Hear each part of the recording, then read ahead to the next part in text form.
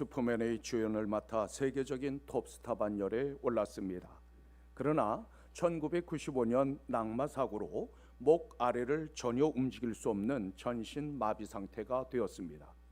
그는 산소 호흡기를 통해 숨을 쉬고 튜브로 음식물을 섭취해야만 했습니다. 아들이 사고 소식을 듣고 중환자실로 달려온 어머니에게 말했습니다. 이제 제 인생에서 남은 것은 없습니다. 내 몸에 부착된 모든 의료 장비를 제거해 주세요.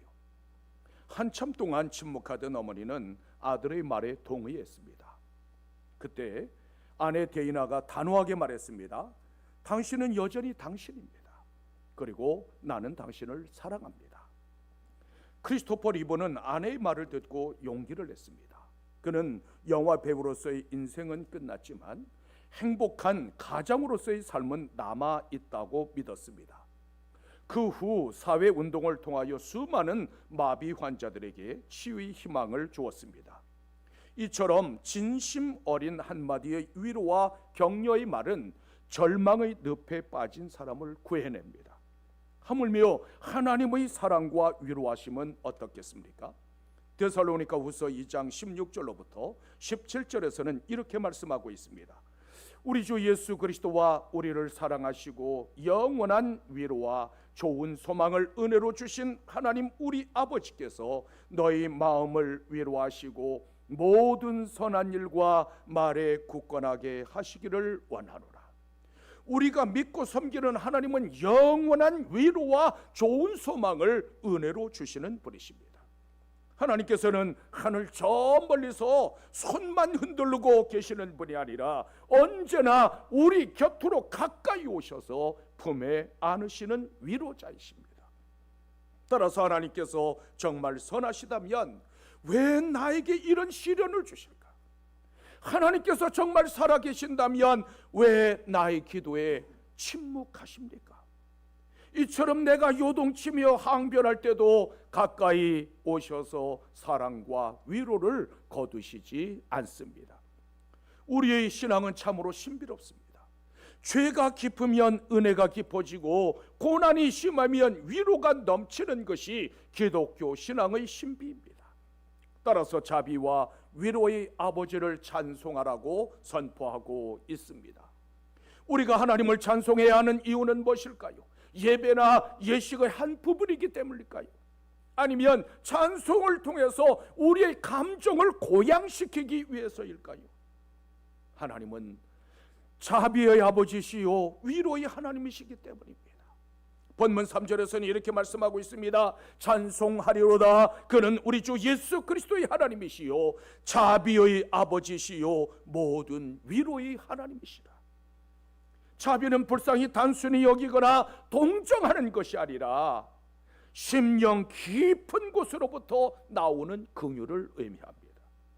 하나님은 심판하시고 저주하시는 분이 아니라 그분을 알고 의지하는 자를 싸매시고 어루만지시는 자비의 아버지십니다. 주님께서는 자기 백성들의 고난과 눈물을 참아 보지 못하시고 하늘 보좌를 버리시고 이 땅으로 내려오사 위로와 소망을 주시려고 슬픈 사람이 되셨습니다. 위로는 곁으로 부른다는 뜻으로 단순히 마음을 달래주는 정도가 아니라 붙들어 일으키고 다시 걸어갈 수 있는 힘을 주는 것을 의미합니다. 따라서 위로는 잠시 눈물을 멈추게 하는 것이 아니라 하나님께서 찾아오시는 거룩한 발걸음입니다. 하나님께서 가까이 오셔서 긍휼히 여기시고 붙들어 주시는 것, 그것보다 더 큰 위로는 없습니다. 이사야 51장 12절에서는 이렇게 말씀하고 있습니다. 이르시되 너희를 위로하는 자는 곧 나이니라.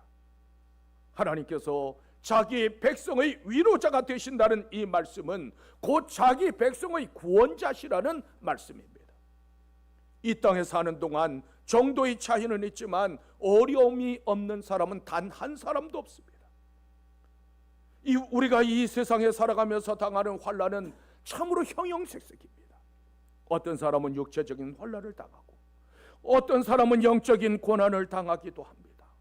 더러는 누구에게도 말할 수 없는 깊은 마음의 상처를 안고 살아가기도 합니다.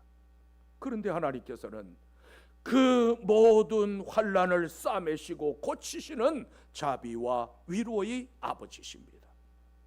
성도는 환난 가운데 내 동댕이 처진 존재가 아니라 하나님께서 곁으로 가까이 불러 세우신 자녀들입니다. 하나님의 자녀이기에 하나님 앞에 모든 것을 맡길 수 있고, 하나님의 자녀이기에 은혜의 보좌 앞에 나아가 간구할 수 있습니다. 위로는 당장 환난의 무게가 사라지는 것이 아니라 그 무게를 함께 지시는 하나님의 손길이 나타나는 것입니다. 위로는 흐르는 눈물이 당장 그치는 것이 아니라 흐르는 그 눈물 속에서도 하나님 앞에 나아갈 수 있게 되는 것을 의미합니다. 간혹 고난을 만나면 내가 믿음이 없어서 이렇게 되었구나, 내가 기도가 부족해서 이렇게 되었다고 생각하기도 합니다.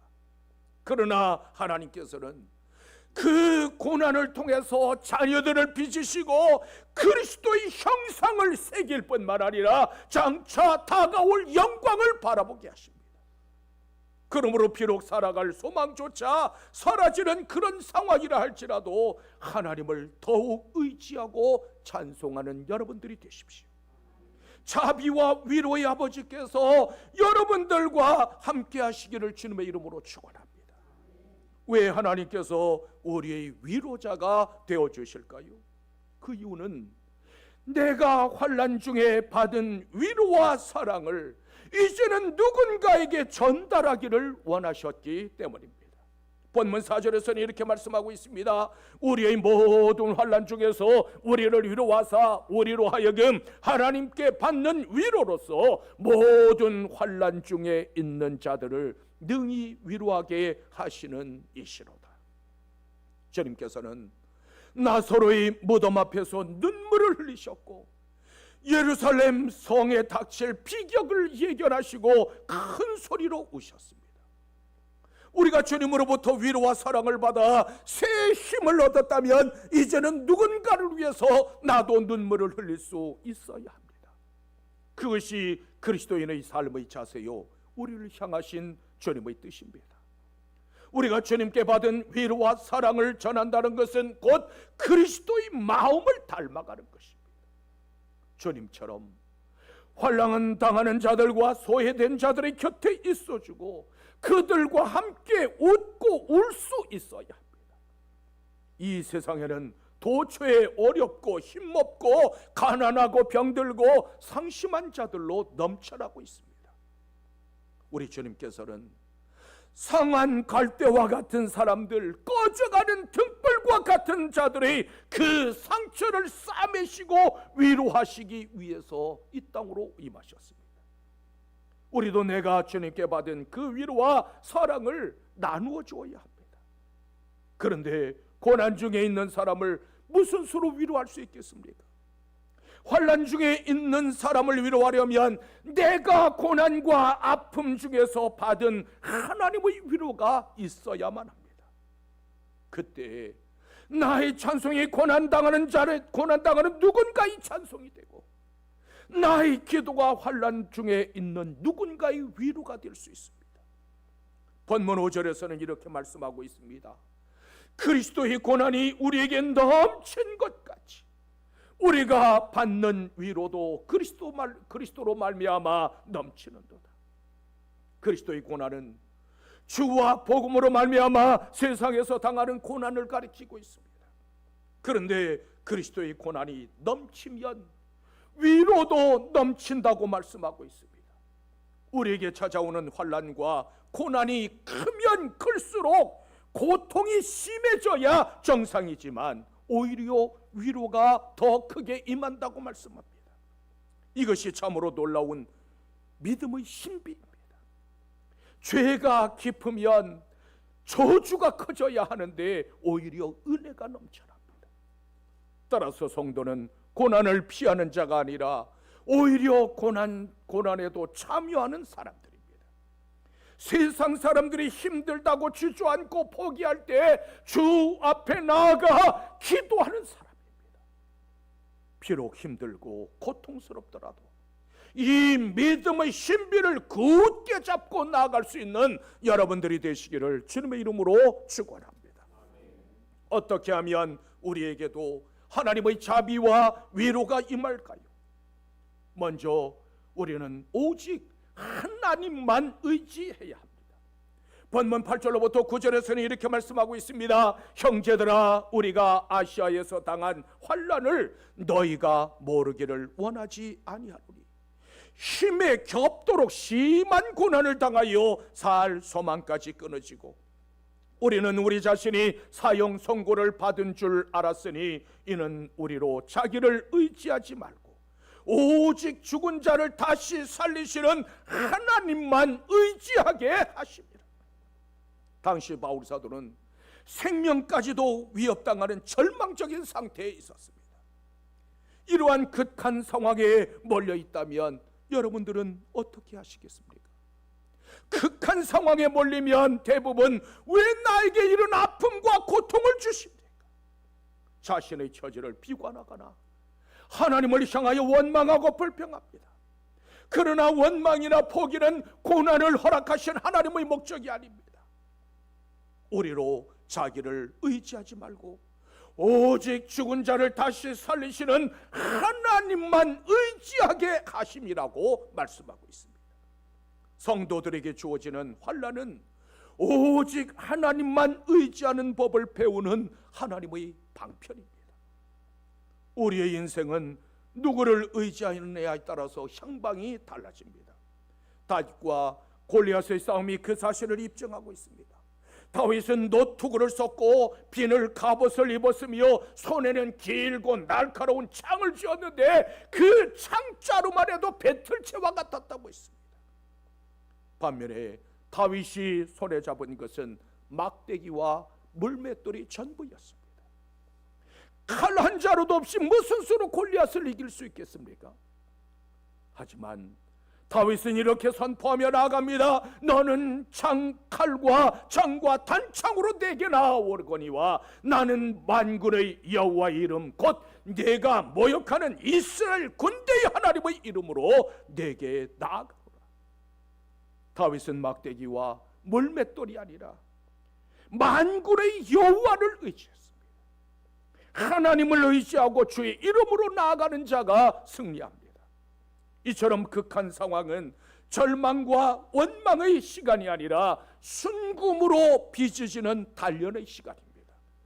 잠언 23장 10절에서는 이렇게 말씀하고 있습니다. 그러나 내가 가는 길을 그가 아시나니 그가 나를 단련하신 후에는 내가 순금같이 되어 나오리라. 활활 타오르는 불과 그 뜨거운 용광로가 금광석을 삼킬 수 없듯이 고난과 시련은 하나님의 손 안에 있는 하나님의 백성들, 성도들을 삼킬 수 없습니다. 타오르는 불은 금덩어리를 태우는 것이 아니라 불순물을 태우고 용광로는 금을 삼켜버리는 것이 아니라 오히려 순금으로 드러납니다. 이처럼 순금의 삶은 불을 통과한 삶이요 고난 속에서도 하나님을 놓지 않는 삶입니다. 하나님께서는 자기 백성을 불사르고 삼켜버리는 분이 아니라 하나님의 형상을 닮은 순금으로 빚으시는 분이십니다. 금광석 덩어리가 영광로 속에서 단련되어 순금이 되는 것처럼 환난은 하나님께서 쓰실 만한 아름다운 사람으로 변화시켜 줍니다. 그러므로 고난은 하나님을 의지하는 법을 배우고 장차 받을 영광의 기쁨으로 참여하는 길입니다. 에베소서 3장 13절에서는 이렇게 말씀하고 있습니다. 그러므로 너희에게 구하노니 너희를 위한 나의 여러 환난에 대하여 낙심하지 말라. 이는 너희의 영광이리라.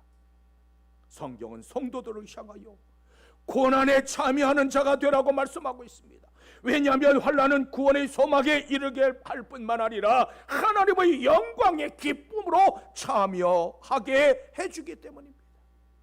따라서 하나님께 인정받는 순금 같은 사람이 되려면 반드시 환난이라는 관문을 통과해야만 합니다. 기독교 신앙은 환난 중에 낙심하고 좌절하는 신앙이 아니라 장차 다가올 영광을 바라보며 환난 중에서도 즐거워하는 신앙입니다. 그러므로 오직 하나님만 의지하고 하늘의 영광을 바라보며 기뻐할 수 있는 여러분들이 되시기를 주님의 이름으로 축원합니다. 또한 우리는 부활신앙으로 당당하게 맞설 수 있어야 합니다. 본문 10절에서는 이렇게 말씀하고 있습니다. 그가 이같이 큰 사막에서 우리를 건지셨고 또 건지실 것이며 이후에도 건지시기를 그에게 바라노라. 인생의 모든 고난 중에서 가장 큰 고난과 두려움은 사망입니다. 아무리 용맹을 떨치고 큰 권세를 움켜쥔 사람이라 할지라도 죽음 앞에 서면 두려워할 수밖에 없습니다. 그러나 하나님께서 죽은 자를 다시 살리신다는 부활신앙은 그 사망의 권세를 넘어서게 합니다. 어느 날 하나님께서 아브라함을 찾아오셔서 말씀하셨습니다. 아브라함아, 아브라함아, 네 아들 네 사랑하는 독자 이삭을 데리고 모리아 땅으로 가서 내가 네게 일러준 한 산 거기서 번제로 드리라. 하나님의 말씀이지만 아들을 잡아서 번제로 드리라고 하는 이 말씀은 전적으로 순종하기에는 너무 비정하고 잔인한 명령이었습니다. 그러나 아브라함은 날이 밝자마자 머뭇거리지 않고 모리아산을 향해서 길을 나섰습니다. 마침내 사흘 길을 걸어서 모리아산 아래에 도착했습니다. 창세기 25장 5절에서는 이렇게 말씀하고 있습니다. 이에 아브라함이 종들에게 이르되 너희는 나귀와 함께 여기서 기다리라.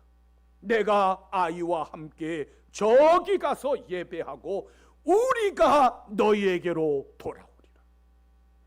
둘이 올라가서 아들을 번제로 잡아들이면 한 사람 아브라함만 돌아와요. 그런데 아브라함은 우리가 너희에게로 돌아오리라고 했습니다. 히브리서 기자는 이 사건을 이렇게 해석하고 있습니다. 하나님이 능히 이삭을 죽은 자 가운데서 다시 살리실 줄로 생각한지라. 비유컨대 그를 죽은 자 가운데서 도로 받은 것입니다. 내가 죽여도 내가 잡아도 하나님께서 다시 살리신다. 아브라함의 신앙은 자신의 이성과 경험과 능력의 한계를 뛰어넘는 불화할 신앙이었습니다. 마침내 제단을 쌓고 아들을 먹고 올려놓고 잡으려 하는 그 순간 하나님의 음성이 다급하게 들려왔습니다. 아브라함아, 아브라함아, 그 아이에게 내 손을 대지 말라. 그 아이에게 아무 일도 하지 말라. 내가 내 아들 내 독자까지도 내게 아끼지 아니하였으니 이제야 내가 하나님을 경외하는 줄을 아노라. 이제야 내가 나를 사랑하는 줄을 아노라. 아브라함은 부활신앙으로 모든 믿는 자의 조상이 되었습니다. 살아가면서 참으로 감당하기 힘든 환난을 만나거든 오직 주님께 맡기고 부활신앙으로 승리할 수 있는 여러분들이 되십시오. 초대교회 성도들은 예수 그리스도를 믿는다고 하는 그 이유로 억울하게 죽임을 당해야만 했습니다. 하지만 그들은 죽음 앞에서 두려워하거나 도망치지 않았습니다. 굶주린 맹수에게 온몸이 갈기갈기 찢겨나가고 돌에 맞아 죽고 불에 태워지고 더불어 켬을 당하는 그 온갖 고난 속에서도 당당하게 맞섰습니다. 그렇게 당당하게 맞설 수 있었던 것은 죽어도 다시 산다는 부활신앙이 있었기 때문입니다.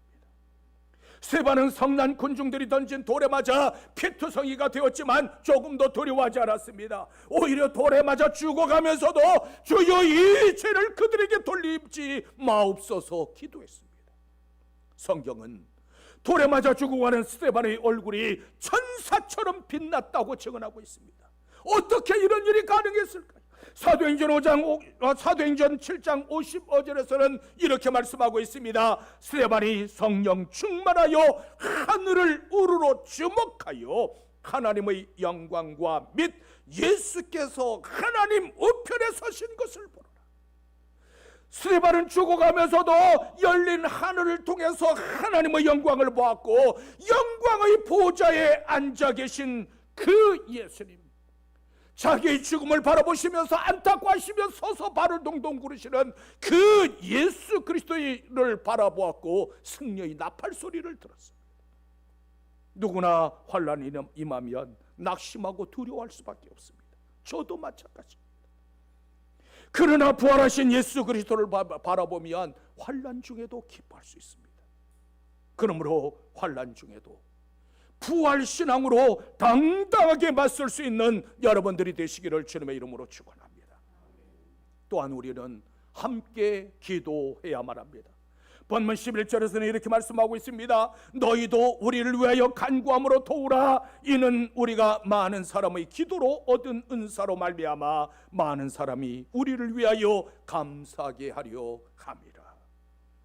간구한다는 말은 하나님께 드리는 기도를 말하고, 도우라는 말은 함께 도우라는 뜻입니다. 따라서 간구함으로 함께 도우라는 말씀은 중보 기도를 의미합니다. 중보 기도는 매우 신비로운 능력을 지니고 있습니다. 성도가 마음을 함께 모아 드리는 기도는 하나님의 역사를 끌어내는 힘이요 원동력이 됩니다.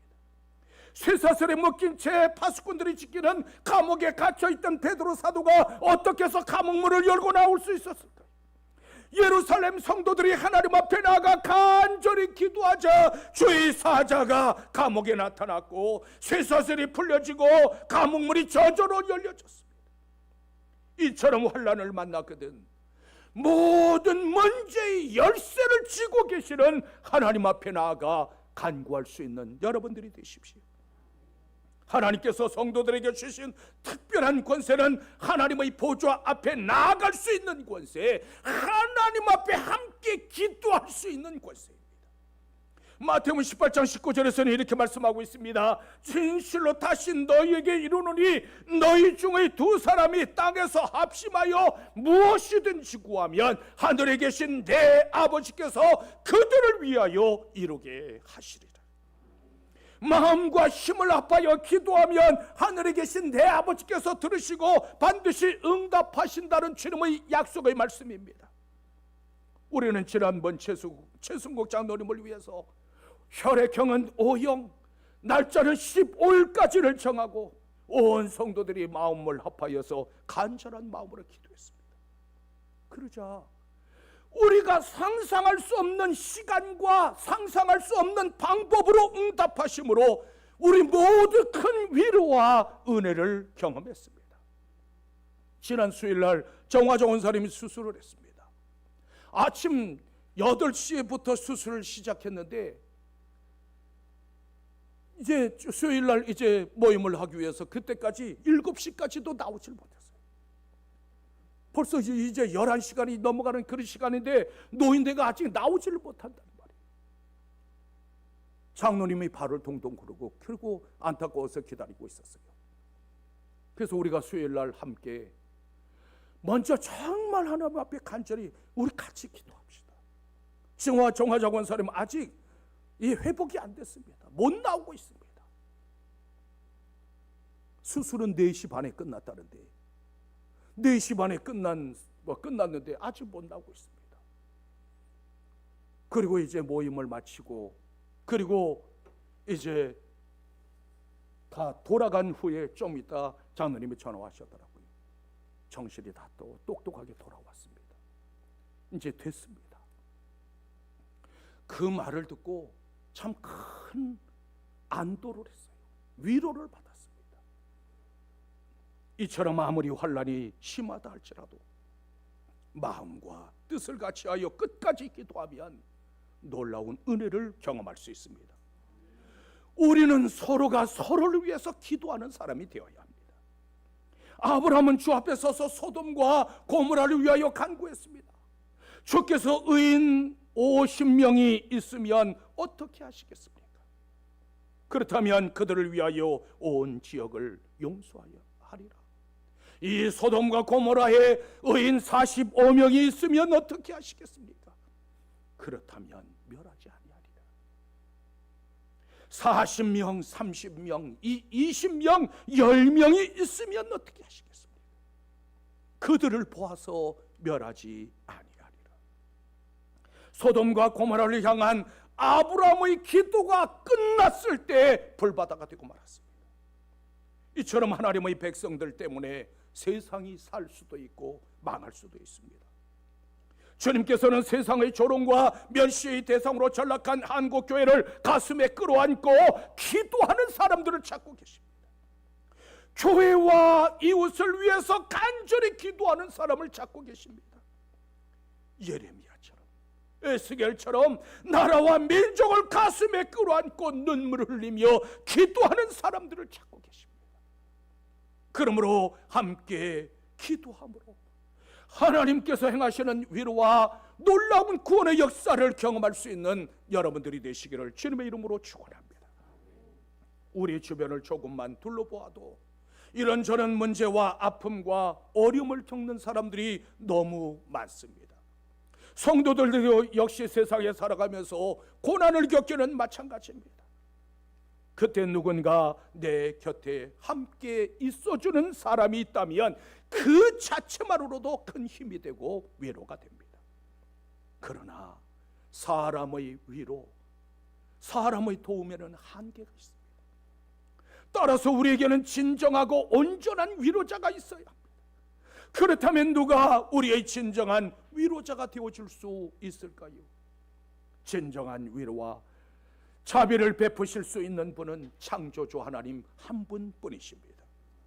세상을 창조하신 하나님, 생명을 주신 하나님께서 베풀어 주시는 그 큰 위로보다 더 큰 은혜는 없습니다.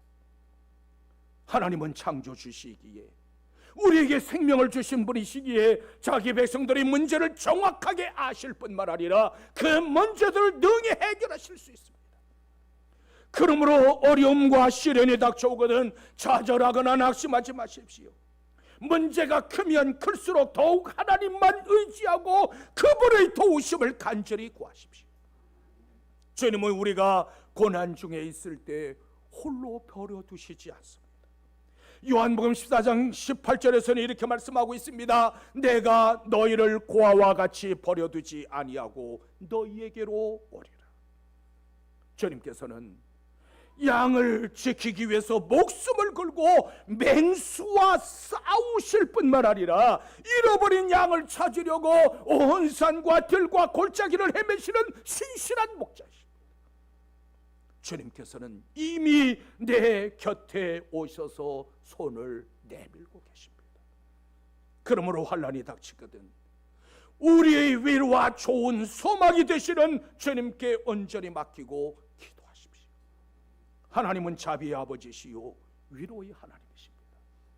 그분께서 우리를 자비와 위로의 사람으로 세우셨을 뿐만 아니라 이제는 우리를 사람들 가운데로 보내셨습니다.